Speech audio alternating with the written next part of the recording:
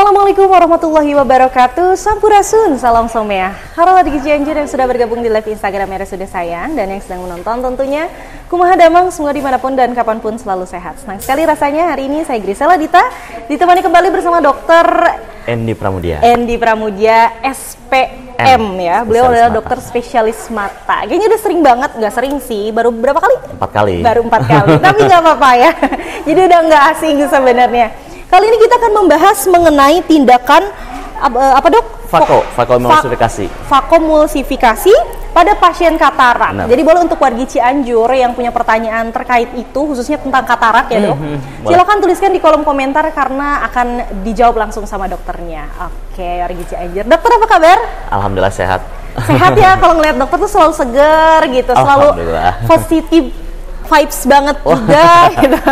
Aduh, pokoknya pasti warga Cianjur menantikan ya ketemu langsung sama dokter.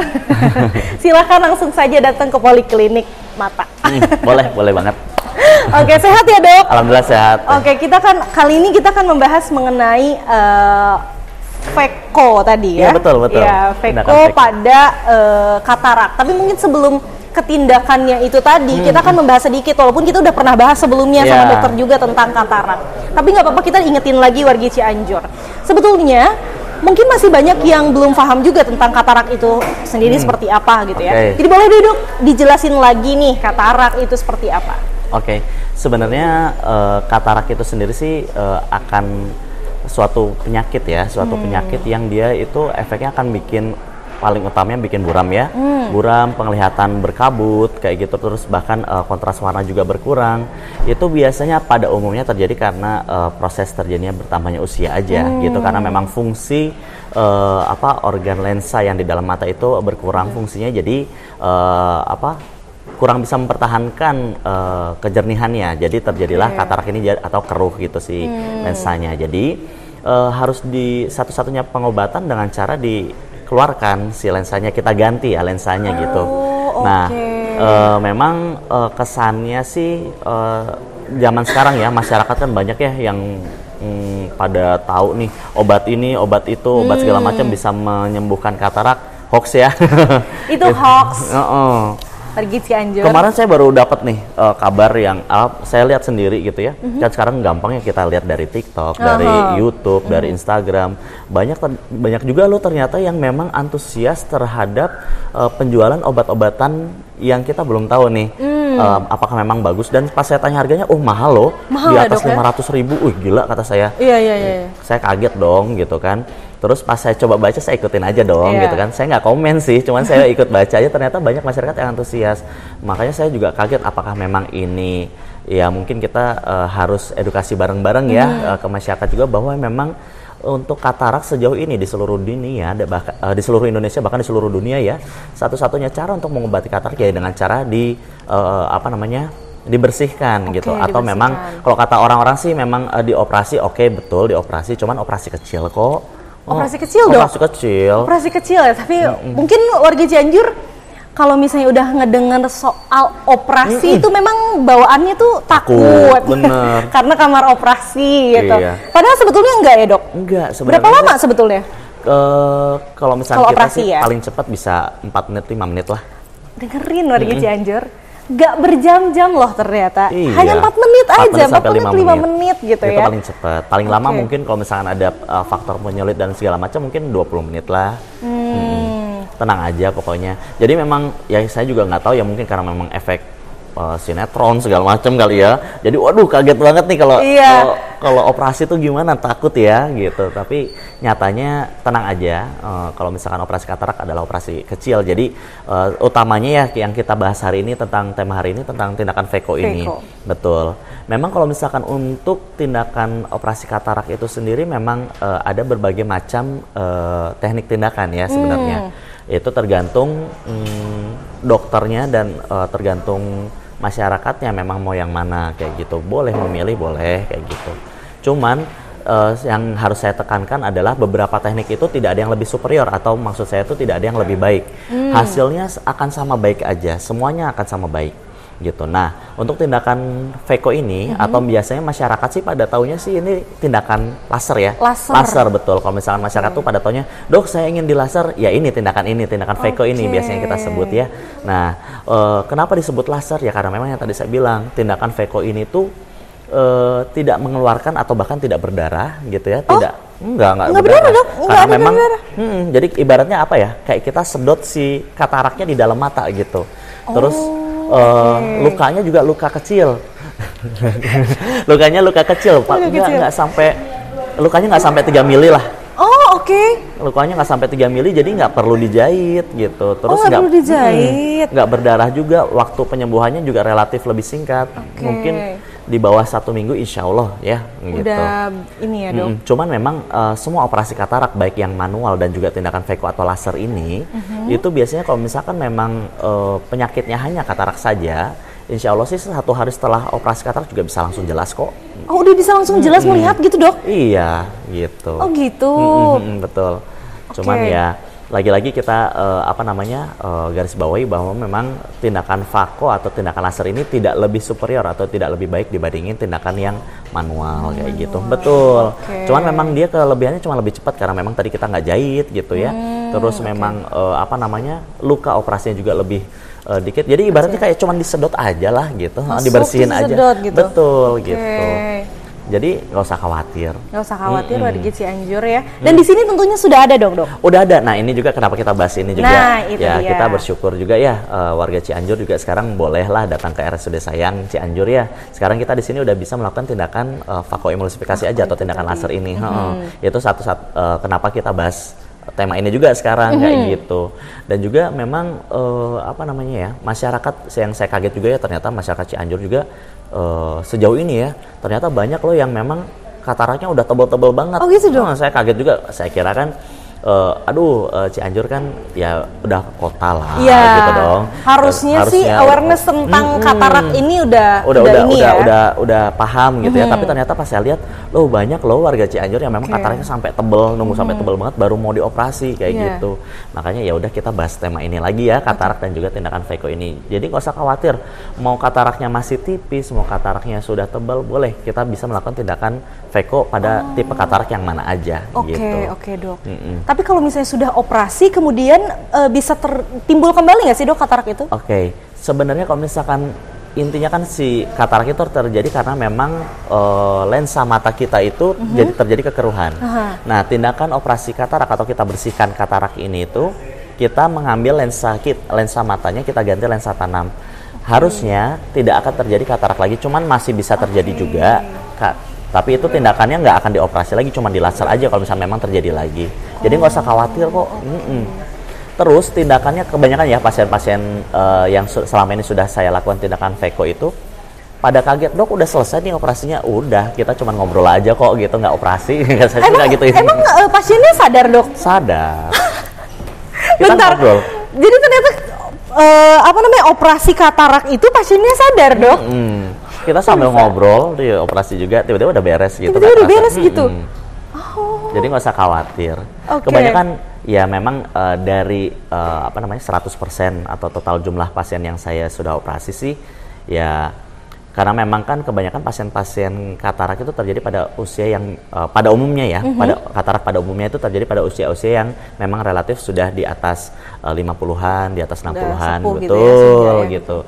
Ya memang jika memang udah di atas 60-70 memang agak lebih ini ya tricky ya untuk kita melakukan tindakan baik Veko atau tindakan manual pada operasi katarak, betul. Cuman memang alhamdulillah aman sih gitu. Sejauh ini aman. Dan yang pasti kita garis bawahi tindakan operasi katarak ini angka keberhasilannya cukup tinggi loh gitu. Tuh. Maksudnya jadi nggak usah khawatir kok. Jadi warga Cianjur sekali lagi nggak perlu khawatir karena tadi ya tindakannya sebentar gitu kan, kemudian dilakukan dengan sadar gitu. Terus juga lukanya juga nggak nggak besar, nggak besar, dan bisa langsung bisa melihat kalau misalnya tidak ada insya Allah yang lain-lainnya dalam satu hari juga udah bisa melihat dunia dengan sempurna. Iya, gitu ya. Kan memang sudah hak semua orang, semua masyarakat untuk bisa melihat, diberikan penglihatan sebaik mungkin ya. Betul. Kan gini, kalau misalkan masyarakat Cianjur nih nanti operasi katarak sama saya operasi, insya Allah matanya udah sehat, kan saya dapat amal jariah. Dan yang pasti bonusnya adalah bisa ngelihat Dokter Endi dengan jelas. Alhamdulillah. Gitu, alhamdulillah. Gitu. Itu juga salah satu vitamin mata. Saya ngeliat tadi malam ada yang replay story Grisel soalnya asik gitu katanya kan, gitu ngelihat Dokter Endi lagi opa-opa Korea. Jadi paling semangat dia kalau misalnya konsul sama dokter. Oke. Tapi kalau misalnya ngomongin soal katarak kan kita identik dengan dirasakan atau dialami sama orang-orang dengan rentan usia yang sudah cukup sepuh gitu. Tapi bisa terkena yang usianya muda nggak sih dok sebetulnya? Oke, untuk membahas katarak sendiri sih memang tadi kan sempat kita garis bawahi bahwa katarak itu pada umumnya terjadi pada seiring bertambahnya usia ya. Pada usia-usia lanjut biasanya kayak gitu. Nah, akan tetapi pada usia bayi, pada remaja itu bisa juga terjadi katarak. Oh bisa dong? Pada usia berapapun bisa terjadi katarak, karena memang yang tadi sempat kita bahas, katarak itu terjadi ketika terjadi penurunan fungsi dari lensa itu untuk mempertahankan kejernihannya. Sehingga lensa itu terjadi kekeruhan, sehingga pasien itu terjadi kesulitan untuk melihat. Betul. Nah, kekeruhan pada lensa ini bisa terjadi akibat penurunan fungsi. Ya kalau bertambahnya usia jelas ya terjadi penurunan fungsi. Terus apalagi yang bisa menyebabkan penurunan fungsi dari lensa itu? Yang pertama mungkin infeksi bisa. Infeksi pada mata. Jadi kalau misalnya matanya sering merah, mungkin harus sering datang periksa ya, kayak gitu.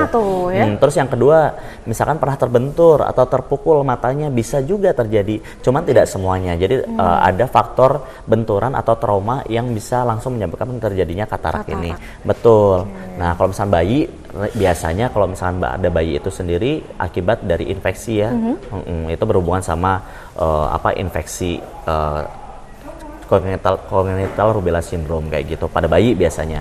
Cuman kalau misalkan pada remaja kayak gitu segala macam biasanya sih akibat penyakit yang lain tadi yang saya bilang infeksi atau trauma betul gitu. Jadi memang kalau misalkan jadi nggak harus pada usia lanjut yang untuk berobat untuk cek mata, nggak semua usia juga boleh kok cek mata gitu. Sejauh ini pasien termuda dokter yang pernah dokter tangani adakah? Ada, kemarin saya. Usia berapa dok? Usianya itu termuda ya.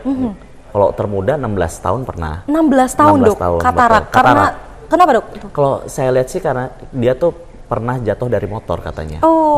Jadi katanya dia nggak tahu, pokoknya dia pernah terjatuh dari motor, dia nggak sadar, mekanisme jatuhnya juga dia nggak tahu, pokoknya tiba-tiba jarak 1 tahun dia nggak 1 tahun deh, kayaknya 6 bulan sampai 8 bulan dia langsung buram. Buram matanya. Tapi kan kalau katarak itu setahu Grisel itu bisa terlihat dengan kasat mata ya dok. Maksudnya kita yang melihat orang yang mengalami katarak itu kayak abu-abu gitu dok. Iya betul. Jadi kalau misalkan katarak itu memang ada katarak yang dia itu masih tipis, kita sebutnya ada katarak yang memang sudah tebal. Nah biasanya sih kalau katarak yang memang sudah tebal kayak gitu ya bisa kelihatan secara kasat mata atau bahkan cuma di senter aja itu udah kelihatan nih misalkan kataraknya putih banget nih, jadi kelihatan kan di tengah matanya itu loh ada putih-putih, katarak nih kayak gitu. Benar-benar banget kok bisa kelihatan langsung kasat mata gitu. Cuman kalau misalnya katarak yang masih tipis biasanya mungkin harus diperiksa ke polimata ya baru bisa kita lihat. Untuk kasat mata biasanya agak sulit gitu. Tadi yang pasien dokter termuda itu melakukan operasi juga dok? Iya. Operasi juga. Aman. Dan sekarang kebalikannya, dokter pernah nanganin kasus katarak dan operasi yang paling sepuh usia berapa? Paling sepuh kemarin 96 tahun. 96 atau 86 tahun. 86 tahun iya. Dan aman kan dok? Aman dong. Aman tuh. Jadi sudah bisa kembali aktivitas. Betul. Jadi bisa katanya sih udah dok, alhamdulillah sekarang udah bisa ngaji gitu. Udah bisa memang. Udah bisa melihat, membaca bisa gitu ya. Betul. Ya, saya udah bisa baca sih. Cuman kan awalnya buram. Karena Grisel semalam banget baru FYP. Baru FYP. Mentang-mentang Grisel, terima kasih di TikTok. Mengerti banget kayaknya gitu ya. Grisel mau podcast gitu kan. Tiba-tiba lagi scroll TikTok, FYP tentang bahasan bagaimana kita melihat dengan beberapa penyakit mata gitu ya. Dia yang kena diabetes juga kan bisa mengaruh ya dok ya. Gitu. Kemudian salah satunya adalah katarak dan itu benar-benar buram banget dok. Iya. Makanya kita mikir kenapa kalau orang gitu yang udah jelas sudah tahu punya katarak tapi masih nggak mau untuk dilakukan operasi, maksudnya diobatin karena itu benar-benar buram banget. Buram nggak jelas apa yang mau dilihat juga nggak tahu gitu loh, benar-benar seburam itu. Makanya berarti penyembuhan ini adalah yang paling direkomendasikan dok? Ya betul. Memang ya itu juga sih benar juga. Memang untuk katarak ini sih kalau misalnya apalagi tuh kalau udah tebel ya, mungkin pasien tuh cuman bisa paling bagusnya cuman bisa lihat jarak semeter 2 meter gitu ya. Bahkan ada pasien-pasien yang kataraknya sudah tebel tuh cuman bisa lihat bayang-bayang lambaian tangan kita aja kayak gitu ya, atau bahkan cuman bisa lihat cahaya aja. Nah itu pasti mengganggu aktivitas sekali kayak gitu ya. Nah mungkin tadi sedikit menanggapi pernyataan Teh Gisel ya, pasien kenapa kok jarang ada yang mau dioperasi nih? Ya mungkin karena memang takut. Kembali lagi takut, terus khawatir, pengen, aduh kalau bisa coba obat dulu. Tapi sekali lagi kenyataannya memang obat belum ada sih. Betul. Ya? Tapi memang tenang aja, zaman sekarang kan manusia tuh pada pinter ya. Ya mungkin kita nggak tahu, mungkin beberapa bulan atau beberapa tahun lagi mungkin sudah bisa ditemukan obat yang bisa menghilangkan katarak mungkin. Kan kita nggak tahu ya, teknologi semakin canggih, manusia semakin pintar loh makin kesini ya. Nah kita nggak tahu, mungkin udah ada penelitiannya. Cuman sekali lagi yang harus masyarakat ketahui bahwa untuk sebelum memilih obat tertentu atau bahkan biasanya kita sebut obat-obatan herbal, kita harus tahu dulu apakah memang sudah ada penelitiannya atau belum. Kalau misalkan kita ya sebagai dokter gitu, kita memberikan obat tuh atas dasar prinsip bahwa obat-obatan tersebut sudah ada kajian ilmiahnya kayak gitu. Apakah memang kan untuk pemberian obat pada sebelum pemberian, jadi ada tahapan-tahapannya Teh Grisel. Jadi sempat bahas sedikit ya.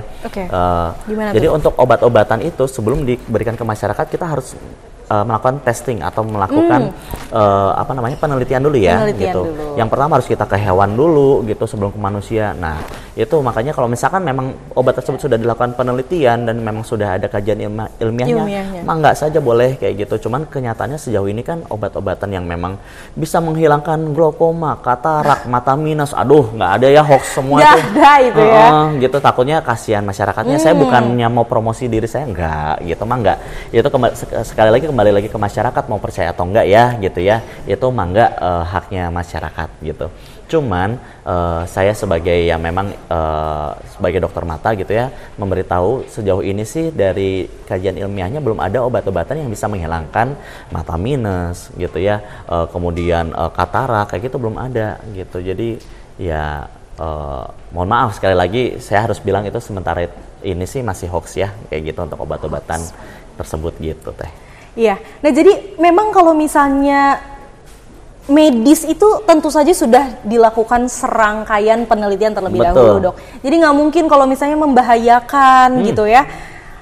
Jadi pasti kalau misalnya sudah ada obatnya ini tentu saja ini aman. Walaupun misalnya nanti ada efek samping dan lain-lain. Tapi kan bisa dikonsultasikan dengan dokter. Jadinya enak kan. Yang penting tuh komunikasi sama dokternya. Jujur sama dokternya gitu ya. Benar jujur. Iya, karena kalau misalnya nggak jujur kenapa dan kayak gimana, nanti sulit ke depannya kayak gimana gitu. Tapi dok kalau misalnya operasi ini tuh ditanggung BPJS nggak sih? Iya, tenang aja. Ditanggung BPJS dok? Betul. Jadi memang sejauh ini BPJS alhamdulillahnya ya, bahkan tindakan VECO, tindakan laser yang terbaru ini itu memang sudah ditanggung BPJS. Jadi pasien nggak usah khawatir. Jadi kalau misalkan memang ada katarak terus punya BPJS, gratis kok. Gratis. Terus tenang aja untuk obat-obatan kita di sini nggak beda-bedain, mangga aja gitu ya. Tuh. Tindakannya sama gitu ya, jadi nggak usah khawatir. Yuk datang aja gitu, nggak usah khawatir biaya ya. Oke. Tapi kalau misalnya boleh dong dok diurutin lagi dari mulai misalnya untuk bisa melaksanakan operasi tadi. Dari mulai konsultasi sama dokter tuh kayak gimana gitu? Oke, biasanya sih pasien mulai keluhan ya? Dari keluhan biasanya pasien tuh udah datang dengan keluhan utamanya buram berkabut gitu, kayak ada yang menghalangi dok gitu. Sorry dok, tapi beda sama minus kan dok? Minus juga kadang buram kan gitu, nggak kelihatan jarak jauh gitu. Oke, kalau misalkan minus tuh buram tapi nggak berkabut. Nah kalau misalkan katarak tuh dia buram, tapi pada umumnya sih pasien tuh berasap atau berkabut, terus memang kontras warna berkurang gitu ya. Karena kalau minus mah kontras warna lihat merah ya merah aja bagus merah. terang gitu ya. Terang. Nah kalau misalkan pada katarak dia akan kontras degradasi warnanya akan berkurang kayak gitu. Betul. Dan biasanya paling utamanya kalau misalkan kena sinar atau cahaya silau banget pada pasien katarak betul gitu sih. Jadi itu utamanya. Jadi biasanya pasien datang ke Polimata tuh udah dengan keluhan seperti itu. Nah kebanyakan pasien juga dengan pasien katarak sih pada pengen dok coba kacamata dulu, cuman nyatanya kalau misalnya memang katarak lagi-lagi nggak bisa pakai obat, pakai kacamata pun mungkin hanya membantu sedikit gitu. Tapi itu pada pasien katarak yang masih tipis. Kalau yang udah tebal udah nggak bisa, memang harus dioperasi gitu ya. Jadi pada datang konsultasi, saya periksa ternyata betul ada katarak, oke kita jadwalkan operasi. Bahkan misalkan datang hari ini misalkan kita operasi besok bisa gitu, tergantung memang jadwal operasinya apakah memang sudah penuh atau belum, kayak gitu aja. Tapi kalau misalnya sudah dilaksanakan operasi ini dok gitu, kemudian kan penglihatan jadi jelas. Tapi untuk yang punya minus atau ini gimana dok? Silindris ya? Silindris gitu. Apakah penglihatannya kembali normal atau tidak? Ini yang nanti sebenarnya pembahasan lanjutan. Jadi memang sekarang kan teknologi makin maju ya. Nah, sebenarnya kalau misalkan pada umumnya pasien katarak yang kita operasi, itu tuh kita targetkan setelah operasi itu penglihatan jauhnya. Penglihatan jauhnya itu bisa terang. Kenapa penglihatan jauh yang kita targetkan? Karena penglihatan jauh itu untuk penglihatan sehari-hari atau untuk aktivitas sehari-hari. Kenapa dok kok nggak targetnya untuk baca penglihatan dekat? Kalau sehari-hari kita targetnya untuk penglihatan dekat, untuk aktivitas sehari-hari akan sulit, buram banget. Itu makanya kita targetnya itu untuk lihat jauh. Nah, tetapi zaman sekarang itu tuh sudah bisa. Jadi misalkan ada juga bukan hanya katarak, tapi kita lakukan tindakan phaco juga, kita hilangkan lensanya pada pasien-pasien misalkan pasien yang memang minus tinggi kayak gitu. Dok, saya ingin mungkin udah nggak bisa, mungkin ada beberapa pilihan ya, bisa dilasik, bisa dengan tindakan yang kita ganti lensanya, itu bisa kok ibaratnya seperti hilang minusnya, padahal sebenarnya mah kita pasang ibaratnya kayak ada kacamata di dalam matanya aja kayak gitu.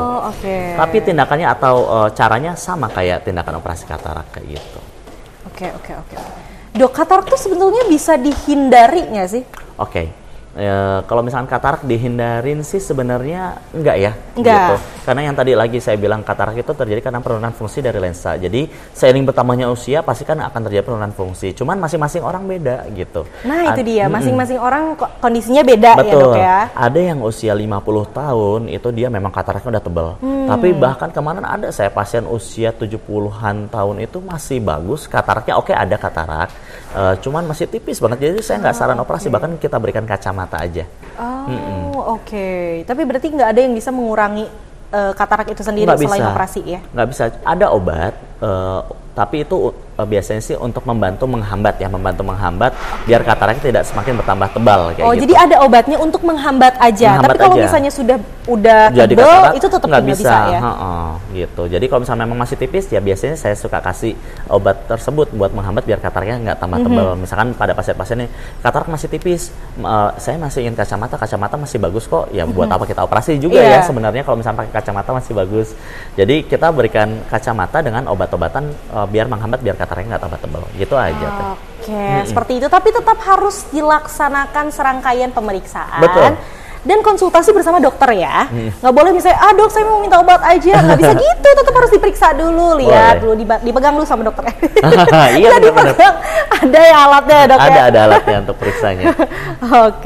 Dokter sudah ada beberapa pertanyaan yang masuk. Jadi Grisel akan bacakan satu persatu pertanyaannya. Boleh. Pagi dokter, salam someah dari Ibu Puspita Puspa. Pagi dokter, salam someah. Mau tanya dok, apa aja dok yang harus dihindari setelah operasi katarak? Nah ini juga belum kebahas. Pertanyaannya bagus ya. Memang tadi sebelum sempat kita bahas ya. Jadi memang untuk beberapa hal yang harus dihindari setelah operasi katarak biasanya lumayan banyak juga pantangannya sebenarnya. Yang pertama utamanya adalah kita biasanya nggak boleh kena air dulu, karena kalau misalnya kena air ke dalam mata itu takutnya nanti terjadi infeksi atau peradangan, karena memang setelah operasi katarak itu yang paling kita hindarin itu adalah terjadinya infeksi kayak gitu. Nah, untuk operasi katarak kan tadi sempat saya bilang bahwa tingkatan angka keberhasilan operasi katarak itu tinggi gitu. Tetapi yang paling kita hindarin adalah infeksi. Kenapa? Karena memang kan pasien setelah operasi langsung pulang ya. Nah, kita nggak tahu di rumahnya gimana nih. Nah makanya, jadi nggak dirawat dulu, Dok? Nggak perlu dirawat. Boleh perlu dirawat. Oke, bisa langsung pulang ya. Biasanya makanya kalau misalnya di luar gitu ya, kan kita suka kasih perban atau kita kasih pelindung mata ya. Penutup gitu ya, ditutup matanya. Nah, kalau misalkan lagi di luar atau di jalan kan kita nggak tahu nih udaranya steril atau enggak. Biasanya kita suruh tutup kayak gitu. Tapi kalau di rumah boleh dibuka aja. Cuman di rumah yang penting jangan ada orang yang merokok segala macam, kan asap rokok itu sih yang susah kayak gitu. Dari lingkungan sekitarnya. Betul. Ya yang susah. Terus yang kedua itu kan tadi kita bilang jangan kena ini ya, air kayak gitu ya. Biasanya sampai 2 minggu atau sampai peradangannya udah bagus sih kayak gitu. Nah, yang kedua itu biasanya jangan dulu menunduk atau sujud. Jadi biasanya pada pasien-pasien yang agamanya Islam harus sholat, biasanya kita minta untuk disyarat dulu. Biasanya sih kalau misalnya tindakan Peko selama 1 minggu aja kok gitu. Karena kenapa kan lensa yang kan kita memasang pada operasi katarak, kita pasang lensa tanam ya, lensa buatan gitu ya, biar dia itu tetap dulu lokasinya, jadi nggak berubah posisinya gitu aja sih. Itu untuk yang pantangan yang lain sih enggak, pokoknya yang penting harus pakai obat-obatan secara rutin gitu ya, dan diikuti anjuran dokternya aja gitu. Tapi nggak ada untuk pantangan makan nggak ada, Dok? Pantangan makan kalau dari saya jujur nggak ada. Nggak ada. Kecuali misalkan makanan yang memang buat pasien itu alergi atau memang pasien itu. Nah, kalau misalkan gatal-gatal kan rumit. Jadi kan itu pasien yang tahu ya dia alergi makanan apa gitu, pasien yang tahu. Pokoknya ya, jangan sampai makan makanan yang bikin dia alergi. Kalau yang lainnya saya nggak pantang apapun gitu. Ini agak melenceng, Grisa jadi kepikiran, Dok. Mungkin ini nanti bisa dijadi tips juga. Boleh. Kadang kan kita gatal mata ya, Dok ya. Gimana caranya kita menghindari menggaruk? Susah banget. Sebenarnya menggaruk manusiawi ya. Saya juga suka pengen garuk gitu. Tapi dokter sebagai dokter juga suka. Manusiawi loh. Manusiawi ya menggaruk tuh. Jadi tapi utamanya sebelum kita menggaruk, kita pastikan tangan kita bersih dulu dong. Nah, kan kita harus, sekarang kan banyak ya alkohol gitu, atau mau cuci tangan dulu boleh kayak gitu, baru kita garuk. Cuman makan waktu ya biasanya ya kayak gitu. Nah, kenapa kalau misalnya tangan kita lagi kotor terus kita garuk, bisa jadi infeksi kelopak mata, bisa jadi apa coba? Bintitan. Bintitan tuh jadi itu bukan karena ngintip. Bukan karena ngintip, karena kotor aja tangan kita gitu biasanya. Oke, dokter, terima kasih. Grisa kepikiran aja gitu. Ada lagi dari Ibu Uci_Hardianti. Assalamualaikum, Dok, punten. Agak menyimpang dari tema. Kalau mata minus dan silinder, pakai kacamata kurang lebih 5 tahun. Kalau dipakai dengan ukuran yang beda-beda, bahayakah? Mungkin maksudnya kayak frame kacamatanya beda-beda kali ya gitu ya. Mungkin bisa juga. Betul. Yang bukan bulat, ada yang kotak, ada yang begitu. Sebenarnya kalau misalkan frame sendiri sih nggak ada masalah ya, mau framenya berapapun. Kalau misalkan untuk lensa juga mau berubah-berubah, asal selama pasien itu nyaman, sebenarnya nggak masalah. Maksudnya berubah-berubah itu dalam tahapan setelah pemeriksaan dari dokter. Mungkin misalkan dia itu ada minus dan silindris. Nah, mungkin kacamata yang pertama dia itu ada minus dan silindrisnya. Tapi yang kacamata kedua kita silindrisnya kita ubah jadi minus semua, itu bisa kayak gitu. Tapi silindris yang kecil ya kayak gitu. Nah, mungkin kacamata yang berubah-berubah, cuman selama itu bikin pasiennya nyaman nggak ada masalah kok kayak gitu. Boleh aja. Nah, selama 5 tahun itu sebenarnya untuk kacamata sendiri itu kita tuh suruh minta kontrol pasien atau kita cek ulang kacamata itu setiap 6 bulan. Bukan berarti kacamatanya harus kita ganti, enggak. Cuman kita cek ulang kacamata. Kalau misalnya memang ukuran berubah, ya memang harus kita berikan ukuran paling nyaman, bukan ukuran terbaik ya. Karena kenapa untuk kacamata kita berikan ternyaman? Kalau kita berikan ukuran terbaik tapi pasien itu pusing, nggak akan dipakai dong kacamatanya. Jadi kita selalu kasih tahu ke pasien bahwa kita kasih kacamata ukuran paling nyaman dari pasien. Lebih bagus lagi, paling bagus dan paling nyaman. Jadi berikan penglihatan terbaik tapi nyaman sih, ya alhamdulillah gitu. Oke, seperti itu ya Ibu gitu. Nanti mungkin bisa langsung aja konsultasi lagi kembali sama dokter ya. Boleh. Mata. Oke, ada lagi dari Bapak Teddy Rustandidio. Sampurasun Pak Dokter, salam someah. Mau tanya apakah minus 2 bisa sembuh total lepas kacamata? Atur nuhun. Oke, sebenarnya kita sempat bahas lagi ya, bahas lagi dulu. Kita dulu sempat bahas masalah ini waktu podcast di radio dulu ya. Iya. Nah, untuk mata minus itu sendiri terjadi akibat memang anatomi matanya. Memang matanya tuh lebih panjang dibandingin orang normal. Kayak gitu. Jadi kan sama kayak tinggi badan, ada yang tinggi, ada yang pendek. Mata juga gitu, ada yang pendek, ada yang normal, ada yang panjang. Nah, kebanyakan kalau misalnya matanya lebih panjang itu memang butuh lensa minus. Gitu untuk biar penglihatannya jelas ya. Nah, kalau misalnya kita bilang sembuh total sebenarnya dengan cara apa dulu nih gitu ya. Yang tadi saya bilang bisa mungkin kalau misalkan usianya masih muda masih bisa dengan cara lasik gitu. Cuman itu sebenarnya lasik itu bukan menyembuhkan atau bukan memendekkan matanya gitu, bukan. Akan tetapi kita ibaratnya kita kita buat atau simulasikan bahwa di mata kita itu seperti ada kacamata sehingga bisa jelas penglihatannya gitu aja. Oke. Seperti itu ya. Tapi kalau misalnya Grisel punya teman dok yang silindris itu, dia menggunakan kacamata, kemudian katanya setelah pemeriksaan lanjutan itu udah kembali normal. Oke, sebenarnya kalau misalkan silindris yang tadi saya bilang juga, silindris itu kalau misalkan memang masih kecil bisa kita ubah jadi minus. Jadi bukan silindrisnya hilang, cuman kita ganti. Karena beberapa pasien atau beberapa orang itu pemakai lensa silindris itu pusing. Makanya kita biasanya ubah jadi minus semua biasanya kayak gitu. Kita pakai otak-atik gitu ya, gimana caranya biar jadi minus semua gitu. Biar pasien tuh nggak lebih pusing kayak gitu. Jadi bukan berarti silindrisnya hilang. Enggak. Jadi kalau misalnya cuma pakai kacamata aja itu minus sama silindris sekali lagi nggak bisa hilang ya. Bukan berarti kalau misalnya nggak pakai kacamata atau pakai kacamata malah nambah terus, itu hoax juga ya. Itu hoax ya. Jadi nggak pakai atau pakai kacamata akan menambah dan mengurangi, itu hoax ya. Kan tadi udah tahu ya mata minus tuh akibat matanya tuh lebih panjang gitu. Ya mungkin karena memang pertumbuhan matanya aja tambah panjang jadi semakin bertambah kayak gitu. Bukan berarti karena memang pakai kacamata atau nggak pakai kacamata jadi nambah, enggak. Enggak seperti itu ya wargi Cianjur. Hoax itu ternyata. Oke. Ada lagi dok dari Bapak, ini kayaknya dokter nih. Meviref_Beni yang kemarin kita udah podcast juga ya dok ya. Dok, kalau tindakan operasi untuk katarak di rumah sakit ditanggung BPJS atau enggak? Ditanggung. Ditanggung dong, ditanggung. Jadi buat masyarakat Cianjur, yuk jangan lupa bikin BPJS. Nanti periksa ke poli mata, kalau misalnya memang ada katarak ya kita operasi gratis. Bukan hanya katarak aja, semuanya yang memang kita tindakannya bisa lakukan di sini dengan pakai BPJS sih insya Allah gratis ya, nggak usah memikirkan biaya lagi, tenang aja. Jadi pemeriksaan ke poliklinik mata itu bisa menggunakan BPJS ya dok ya? Bisa. Tuh nggak usah khawatir wargi Cianjur ya kan, langsung aja datang dulu aja, mending periksakan segera. Iya benar. Karena kalau misalnya udah ada permasalahan sama mata susah sih dok ya. Benar. Jangan mau rugi karena nggak bisa ngelihat yang ganteng. Canda. Oke, ada lagi dari Bapak Kamil.Basdim. Apakah sering begadang berpengaruh dengan kesehatan mata? Oke. Begadang. Kau dengar begadang ya. Saya juga begadang ya. Ya, sebenarnya untuk begadang sendiri itu sih untuk kesehatan mata betul bisa berpengaruh, cuman bukan berarti bisa menimbulkan penyakit yang kita bilang katarak atau bahkan nambah minus segala macam, enggak. Itu tergantung dulu ya begadangnya ngapain ya, aktivitasnya ngapain dulu, mungkin harus garis bawahi dulu gitu ya. Mungkin kalau misalkan memang begadang hanya begadang aja sih untuk kesehatan mata betul berpengaruh, biasanya bisa bikin mata semakin bertambah kering atau memang lelah matanya. Jelas dong, mata kita juga kan bukan hanya tubuh kita, mata kita juga butuh istirahat, betul. Kayak gitu. Jadi bukan hanya begadang aja, contohnya aktivitas jarak dekat. Misalkan jarak dekat tuh apa aja, membaca, menjahit, terus movie maraton, drakor gitu ya.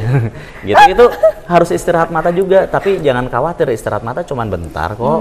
Misalkan kita lelah nih, kayak lelah gitu, atau biasanya kalau misalkan aktivitas jarak dekat terlalu lama, setiap 20 menit aktivitas jarak dekat, kita lihat yang jauh-jauh aja atau istirahatin mata selama 20 detik aja. Jadi istirahat mata cuma 20 detik. Oh, istirahat mata tuh kita mengalihkan pandangan berarti dok? Jadi misalkan kan kalau misalkan kita aktivitas jarak dekat itu mata kita kerja keras ya. Iya. Gitu. Jadi cepat lelah gitu. Jadi kita relaksasi mata kita atau otot mata kita itu lihat yang jauh-jauh selama 20 detik aja. Habis itu mau aktivitas lagi mah enggak. Gitu. Lihat yang cakep salah satunya nggak dok? Oh, bagus banget. Bagus banget katanya ya. Cuci mata. Cuci mata.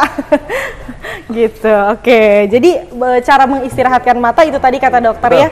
Setelah kita lagi misalnya melihat hal-hal yang melelahkan mata, bisa kita melihat objek yang jauh gitu ya. Oke. harus healing dan ijo-ijo gitu nggak sih? Nggak Oh, harus banget, kan, healing Dok? harus Oh, lah. kalau healing harus ya. Harus lah.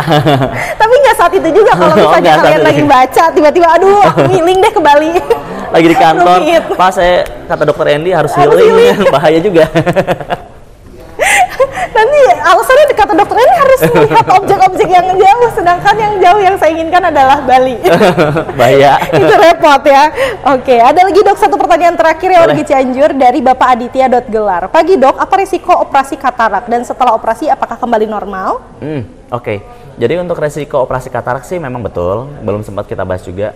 Untuk operasi katarak memang tadi sempat kita bahas angka keberhasilannya tinggi. Tinggi. Cuman tetap selalu ada resiko. Kenapa? Karena yang sempurna hanya milik Tuhan, gitu. Nah, untuk resiko bisa saja terjadi, misalkan contoh resiko yang terjadi adalah mungkin jadi tekanan bola matanya tinggi atau glaukoma bisa. Kemudian bisa terjadi yang kita tadi bilang katarak sekunder, kayak gitu juga bisa. Terus bisa terjadi apa ya? Infeksi juga bisa, itu utamanya tadi resiko utama yang paling kita hindarin adalah apa? Infeksi, karena kalau misalkan memang udah terjadi infeksi pada mata, apalagi infeksi setelah operasi katarak, aduh itu repot banget. Kita niatnya bisa jelas, cuman karena memang karena faktor infeksi jadi aduh itu repot banget. Itu yang paling kita hindari biasanya, itu resikonya. Terus kalau misalnya memang bisa bagus lagi, bisa bagus lagi, kayak gitu, tenang aja gitu.